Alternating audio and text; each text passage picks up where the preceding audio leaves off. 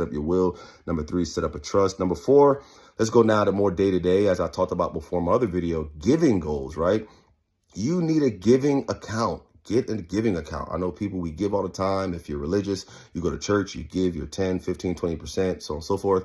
But a lot of times we just kind of do it flippantly, right? We just write a check, or we just, I don't know. But I learned throughout life that it's very strategic to have a separate account where all of my giving goes into, so that way even that can be budgeted, right?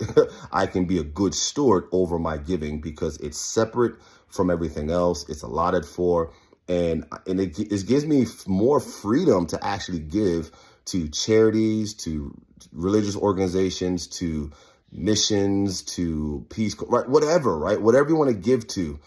You have a specific account set aside that you're constantly funding so you can pour and bless others. So highly recommend doing that. Find a bank that allows you to have multiple spend accounts, so that way you can budget your money that way. All right. Number 5, set up 10% family savings.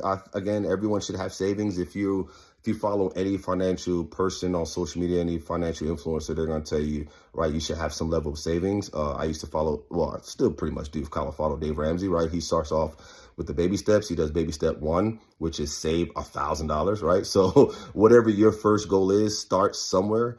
Go ahead and start a savings. With the giving goal, I recommend start with 10%, funding that 10% of your income every 2 weeks, every month, however you get paid. You should fund your giving account 10%. I also think you should fund your savings account 10%, same way, right? This is your emergency fund. This is money that just continues to stack in case of a situation. You should have that in place. All right. Number 6, set up business venture savings. There's your next 10%, right? So 10% giving, 10% savings. Now you need a third separate account for your 10% venture, right? This is where you're putting money away for business opportunities. You just never know what can come across your desk, but you want to be prepared with capital to make investments, right? I mean, it's no secret in today's world. You know, there's all different ways to provide revenue for yourself.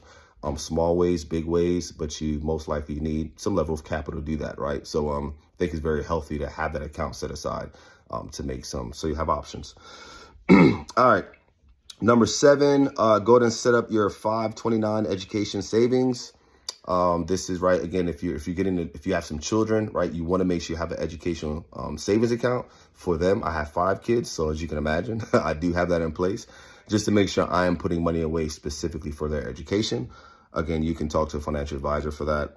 Number 8, set up some form of retirement, right? So, and again, as I read this off, right, you probably should do retirement before the kid savings or before the 10%, right?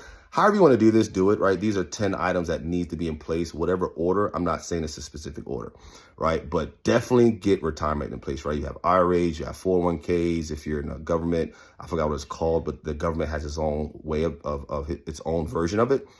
Make sure you are maximizing that bad boy. That is extremely important. Most companies provide you a match. At a minimum, you should be doing the match. And I would recommend every year you should increase, right, until you get to the max, especially if your income is growing, your contribution to your retirement should be growing. There's a really cool app called Compounder that I love to play around with because it's like 4 basic entries. What's your starting point? What's your reoccurring investment? What time frame do you want to retirement? What do you want to retire? And then it kind of shows you based off of the average percentage what your end goal should be, right? So I highly recommend download that app. It's free. It's very simple. Retire at 65 and you want to live to 95. Well, there you go. You got 30 years. What do I need at 65 to be able to carry myself to 95, right? It's simple math. And I think the average anywhere from 6 to 8%. Some people go aggressive and say 10%. I think the market realistically grows anywhere from 6 to 8%. So that's the number you should use. Always be conservative and see what you need to do. What decisions can you make today to make sure you're in a good place tomorrow? All right. So